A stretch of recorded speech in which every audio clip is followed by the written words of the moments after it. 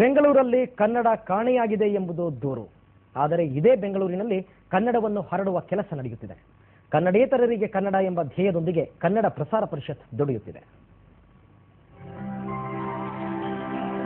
ದೂರದ ಊರುಗಳಿಂದ ಬಂದವರಿಗಾಗಿ ಕನ್ನಡ ಕಲಿಸುತ್ತಿದೆ ಕನ್ನಡ ಪ್ರಸಾರ ಪರಿಷತ್.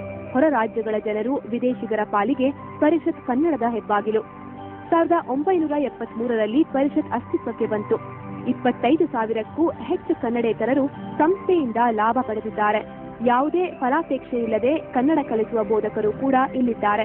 ನಾನು ಒಬ್ಬನೇ ನನ್ನ ಸ್ವಂತ ಪ್ರಯತ್ನದಿಂದ ಕೆಲವು ಸ್ನೇಹಿತರ ಸಹಾಯದಿಂದ 25,000 ಜನ ಕೆಲಸಕ್ಕೆ ಸಾಧ್ಯ ಆಗೋದಾದರೆ ಸಂಘ ಸಂಸ್ಥೆಗಳು ಸರ್ಕಾರ ಎಲ್ಲ ಮನಸ್ಸು ಮಾಡಿದೆ ಇನ್ನೂ ಲಕ್ಷಾಂತರ ಜನರು ಬೆಂಗಳೂರಲ್ಲಿ ಕನ್ನಡ ಕಲಿಯೋದಕ್ಕೆ ಬಹಳ ಅನುಕೂಲ ಆಗುತ್ತೆ. ಯಾವುದೇ ಉಚ್ಚಾರ ದೋಷವಿಲ್ಲದೆ 3 ತಿಂಗಳಲ್ಲಿ ಕನ್ನಡ ಕಲಿಸಲಾಗುತ್ತೆ. ನವದೆಹಲಿ, ಒರಿಸ್ಸಾ, ಗುಜರಾತ್, ಕೋಲ್ಕತ್ತಾ ಸೇರಿದಂತೆ ದೇಶದ ನಾನಾ ಭಾಗಗಳಿಂದ ಬಂದ ಜನರಿಗೆ ಕನ್ನಡ ಕಲಿಯುವ ತವಕ. ಕುತೂಹಲಕ್ಕಾಗಿ, ಅಧ್ಯಯನಕ್ಕಾಗಿ ಕನ್ನಡ ಕಲಿಯುವವರು ಹೆಚ್ಚು.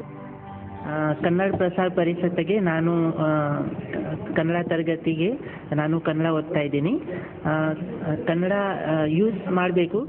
ನಾನು 5 ವರ್ಷದಿಂದ ಬೆಂಗಳೂರಲ್ಲಿ ಇದ್ದೀನಿ.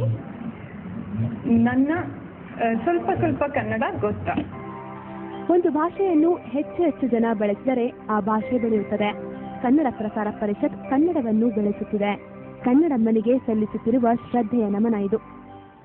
ಸೊಗಸಾದ ಕನ್ನಡವು ಅಲ್ಲವೇ ಮಧುರ ಗೀತೆ ಹಾಡಿರೆ ಕನ್ನಡದ ಬಾಂಧವರೇ, ಮಧುರ ಗೀತೆ ಹಾಡಿರೆ ಕನ್ನಡದ ಬಾಂಧವರೇ.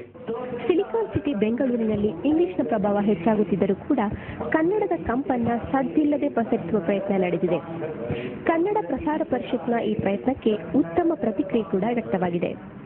ಕ್ಯಾಮರಾಮನ್ ರಮೇಶ್ ಪಟೇಲ್ ಅವರೊಂದಿಗೆ ಜ್ಯೋತಿ ಇರುವತ್ತೂರ್, ETV ನ್ಯೂಸ್, ಬೆಂಗಳೂರು. ಮುಂದಿನ ಭಾಗದಲ್ಲಿ